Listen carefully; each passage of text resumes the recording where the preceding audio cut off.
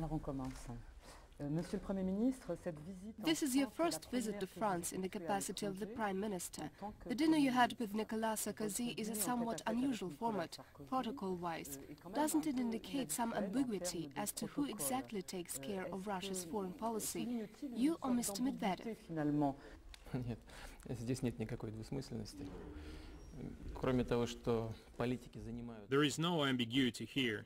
While fulfilling their responsibilities as defined by law, politicians remain human beings. I first met Mr. Sarkozy while I was president of the Russian Federation. On a personal level, we had a very good relationship. When he asked me what I was going to do after my presidency was over, I told him I was not sure. It was at that time that he said to me, "Anyway, I will be glad to see you in Paris.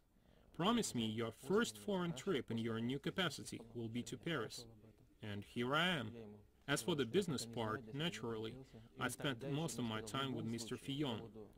Our talks were mainly concerned with trade and economic ties. Of course, we did mention the economy during my meeting with the President as well, but the President is the President. He spoke primarily about politics, defense-related issues in our relations, and international affairs. Myself, I am now more involved in economic and social programs. But being a member of Russia's Security Council, to a degree, I am also involved in the matters we discussed with the French President. As for the delineation of responsibilities inside Russia, the final decision, of course, is always made by the President, and that post today is occupied by Dmitry Medvedev. Оборонной составляющей наших отношений, говорил о международных делах. This morning you had a meeting with Jacques Chirac. Is he a friend of yours, or did you pursue some special interest? Никакого особого интереса нет. С господином Шираком мы много лет работали вместе. No, there was no special interest. We worked together with Mr. Chirac for a good number of years. He has been very friendly towards Russia. He has a deep knowledge of Russia. I share his point of view, which is that both Russia and Europe, both Russia and France, should play a major role in international affairs. This applies not only to the past, but to the future as well. This is what unites us. Also, Jacques is a very nice person. He is a very pleasant person to talk to. It is no exaggeration to say that he is a man of encyclopedic knowledge. Even back when we had G8 meetings, I noticed that he was always at the center of every discussion, and he always had an opinion on every issue. And his opinions were always well-grounded. Whenever he talked about our civilization and the situation in the world today, it's just always interesting to talk to him. And since he made a significant contribution to the development of Russian-French ties, President Medvedev made a decision and signed a decree awarding him a state prize of the Russian Federation. And we expect that on our national holiday, June the 12th, on Russia Day, he will come to the Kremlin, and the President of Russia will have a chance to give that award to him. Le pouvoir qui existe aujourd'hui, le pouvoir a deux. This dual structure of power in Russia, is it something temporary, or do you want the post of Prime Minister in Russia to become something similar to that of the German Chancellor?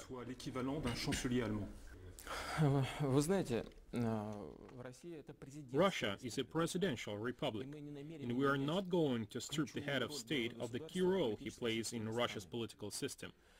Of course, that I am now the head of the cabinet is an interesting fact in our political history.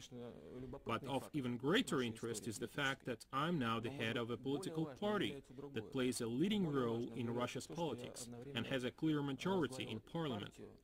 This clearly indicates that Russia pays close attention to maintaining a multi-party system and increasing parliament's influence on its politics. It is this, I believe, that should be considered as the most important political signal. Многопартийности и росту влияния парламента в политической жизни страны. When you had the transfer of power, both you and Mr. Medvedev mentioned long-term plans for Russia's development, plans for the period of 10 to 20 years. Is it possible that something will happen prompting you to leave your office after 1 or 2 or 3 years? Мы вчера с Николя говорили, и он мне рассказывал о своих... Yesterday I had a conversation with Nicolas, and he told me about his plans to modernize France. He is very passionate and genuine about this issue. He sincerely wants to introduce many changes in France to the benefit of the French people. Of course, some of these steps may not have a positive effect in the short term. Some of these measures are expected to yield results only after a number of years. Whenever such steps are taken, people are prone to question them. In Russia, we also face the need to take some steps to modernize a number of areas. I'm referring not only to making the economy more innovative, something that we are already working on and that has started to produce some results. We should also change the way we pay our public servants. We need to switch to an occupation-based system of payment. We need to modernize our pension system. We need to ensure that our senior citizens have a decent life, a decent income. We need to bring up the so-called replacement ratio, that is the ratio between the pension and the income one has during his working life. Also, we need to modernize agriculture. There are many challenges that Russia is facing, and we intend to deal fairly with our people. We are not going to play politics. If we succeed in what we do, it doesn't matter how everything is organized at the top level. What is important is that we reach our goals. Today, we in Russia have an effective professional team of experts and politicians supporting us in parliament. We will do our best to preserve this unity for as long as possible. As for the distribution of roles and ambitions, that is secondary matter. Мы намерены действовать абсолютно честно в отношении граждан страны. Мы не собираемся заниматься политиканством. Monsieur le Premier ministre, All these projects for modernizing Russia became possible only because Russia has been economically successful over the last few years. How much of this success is due to high oil prices and how much is it due to your personal efforts? dans cette réussite du prix du baril de pétrole.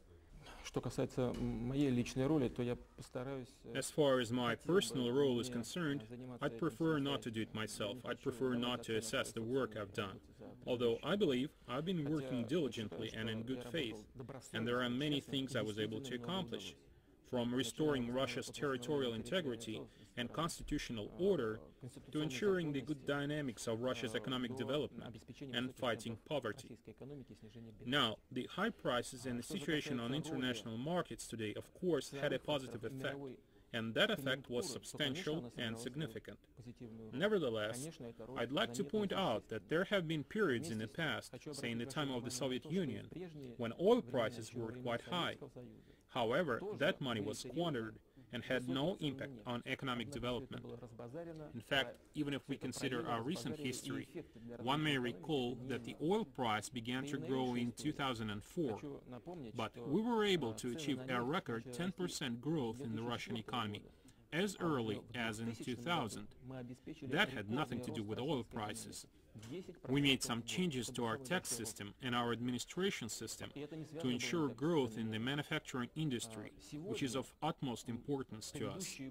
We need to make sure the Russian economy develops in an innovative way, and I think we are already making some progress. The manufacturing industry now accounts for a larger part of the GDP than the mineral extraction industry. However, that is not enough. Recently, I spoke on this matter in public during a meeting of the cabinet. We want our economy to be innovative, but even in our plans for the next 5 years, our goals for the innovative part of the economy are too low. However, what this means is that we are focusing on those problems now. We'll work until we solve them.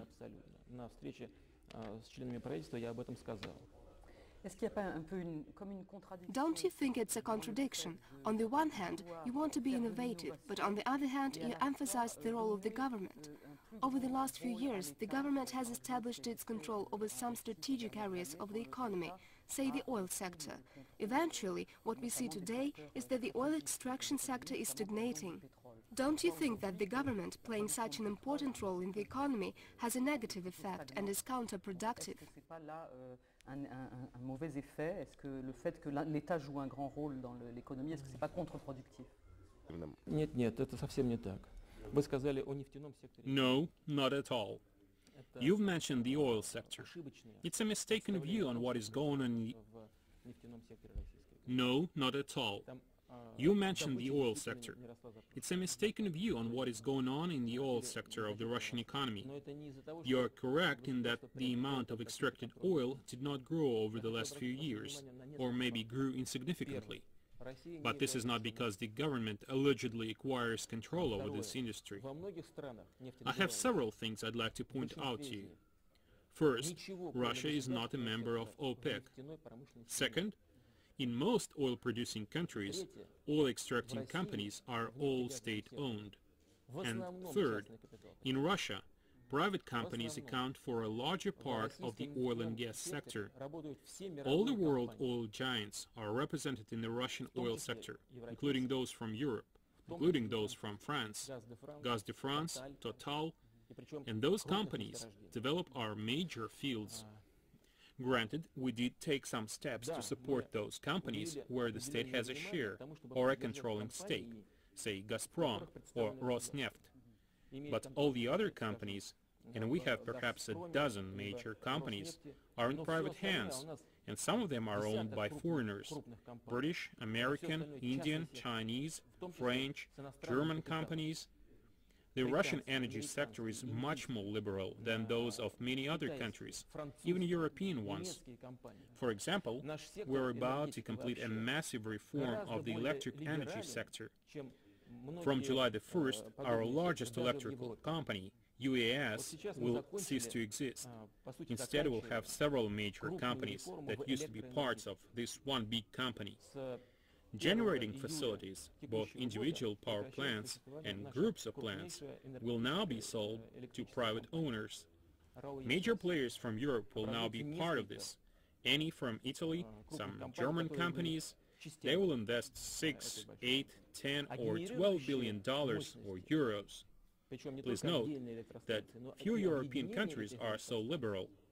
Nobody allows Russian investors to buy into similar projects abroad. But we are giving other countries such an opportunity. So, it would be completely wrong to say that the Russian hydrocarbons market is closed. The truth is that there are some problems with the sector. What are these?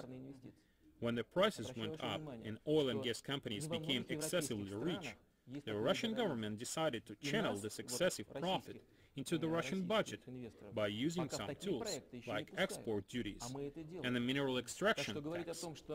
Now we have discovered that these measures were no longer needed. The money that the oil companies have left is not sufficient for them to perform exploration research and develop low-yield oil wells. So now we have made a decision to slash the mineral extraction tax. We expect that this will have a positive effect, and we are convinced that in the next few years Russia will start to produce more oil. We have offered certain benefits to newly developed fields, including those in the Northern Seas shelf and in eastern Siberia, where there is no infrastructure. I have no doubt whatsoever that this sector of the Russian economy will develop dynamically in the near future.